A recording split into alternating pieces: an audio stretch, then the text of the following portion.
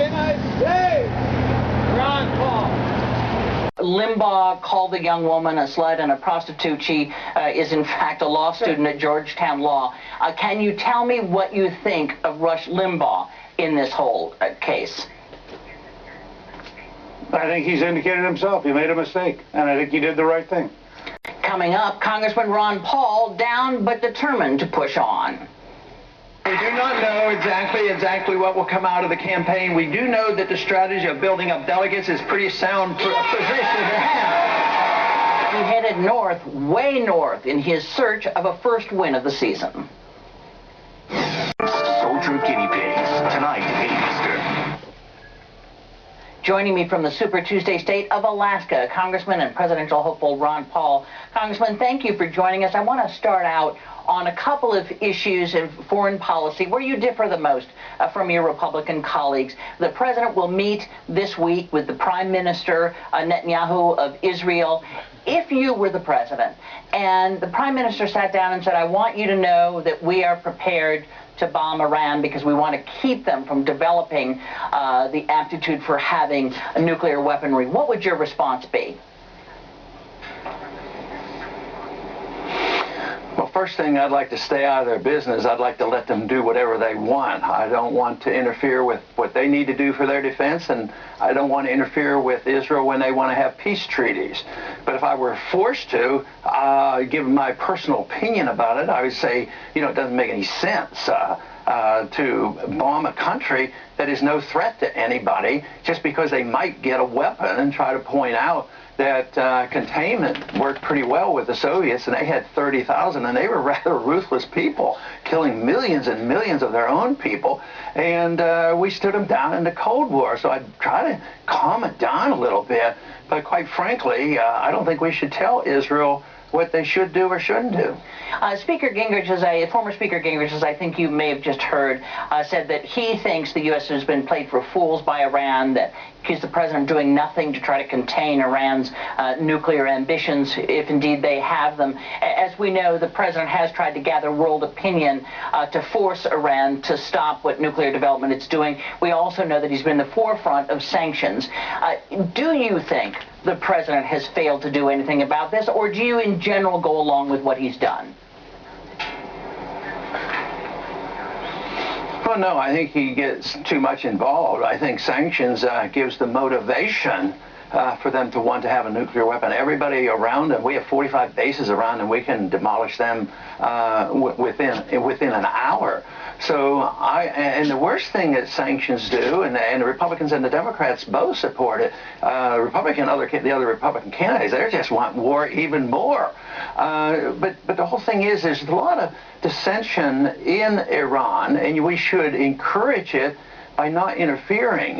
Once we get involved or threaten to bomb them, it becomes nationalistic. Everybody joins the Ayatollah and Ahmadinejad, and so there's a blowback, unusual circumstances, and unintended consequences. So yes, our people, whether Republicans or Democrats, are well intended, but they don't realize how much damage they do by not accomplishing what they want and causing more harm to us.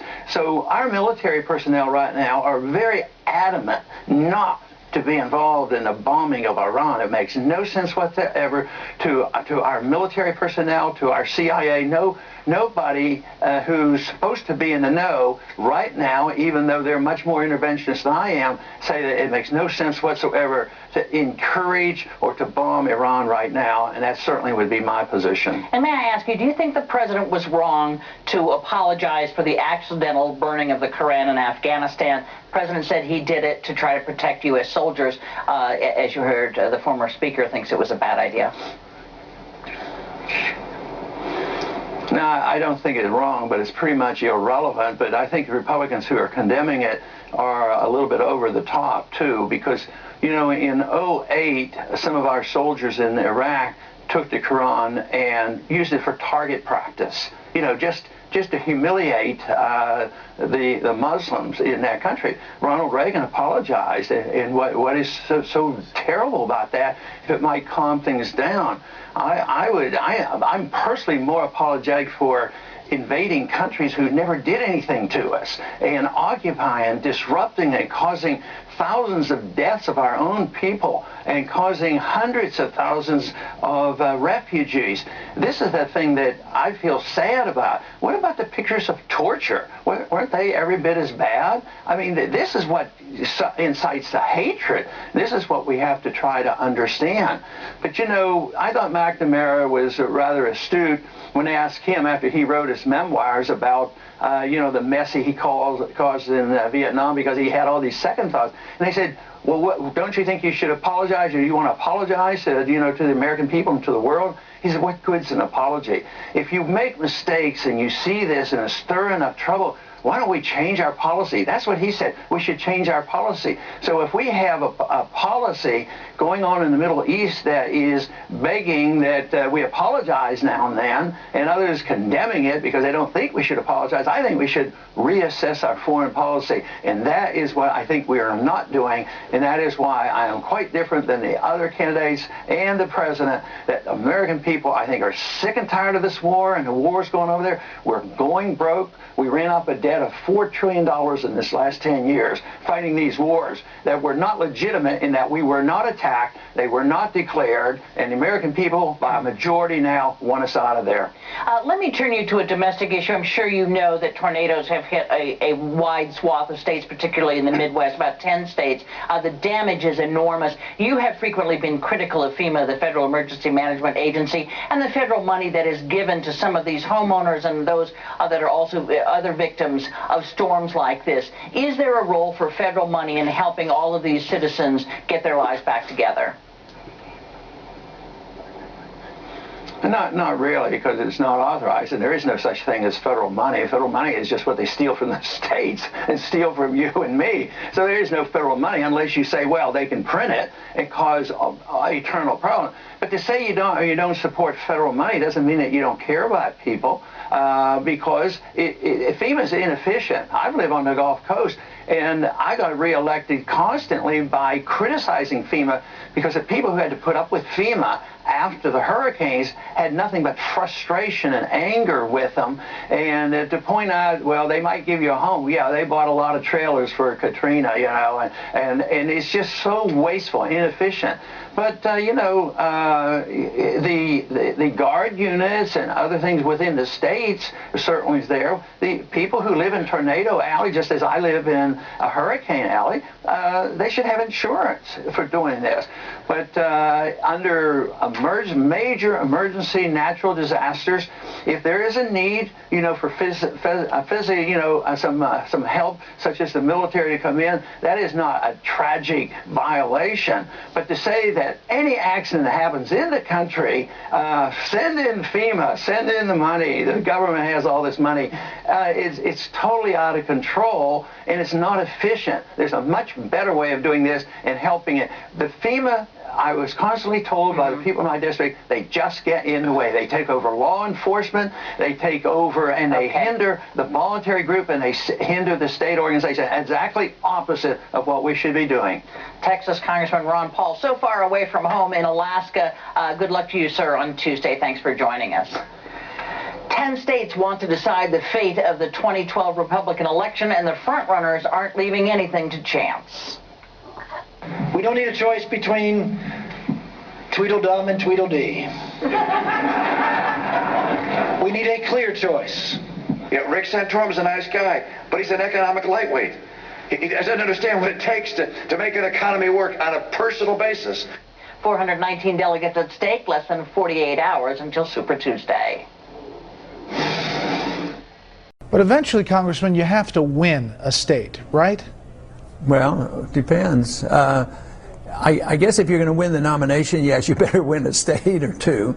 But, you know, we're in the race. We have Super Tuesday coming up. I'll be leaving here shortly to go to Alaska. That's another caucus state. So racking up delegates is a good strategy. But yes, you eventually are going to have to win some states to become the nominee. So looking immediately to Super Tuesday, do you see a state that you could potentially win there? I guess the revolution has arrived to Virginia, and I am delighted that it's here. It's very appropriate that the state of Virginia be involved in our revolution that's going on. Corporations are people, my friend. Corporations are people, my friend. Corporations are people, my friend. Serious now. Obama. Everything corporations earn ultimately goes to people. So, where do you think it goes? What? Whose pockets? Obama. Don't mess with Smitty. He says vote for Ron Paul or he gonna mess you up because he don't want you voting for this. Okay? This ain't gonna make it no more. I guess the revolution has arrived to Virginia, and I am delighted that it's here. It's very appropriate that the state of Virginia be involved in our revolution that's going on.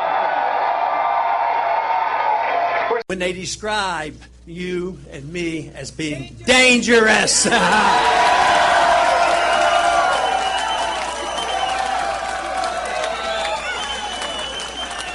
That's one thing, they are telling the truth, because we are dangerous to the status quo of this country.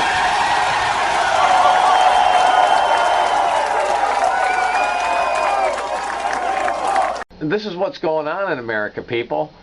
I mean, the private bankers have teamed up with the government, and the only thing missing here is look who's holding us down. It's our own people holding us down. Do you understand the the symbolism here? We are holding each other down. That's what it is. We're policing ourselves. These people don't have enough force or anything to contain all of us. If we all just got together, but that's dreamland stuff. And this man was a dreamland too. And the quote is, those who make peaceful revolution impossible make violent revolution inevitable. John F. Kennedy. Truer words were never spoken. It doesn't stop with the Ron Paul campaign, because whether they get in there or not, we need a revolution. We haven't finished counting all those votes in Maine. Yes. We haven't finished counting all those votes in Maine. Yes. We haven't finished counting all those votes in Maine. Yes.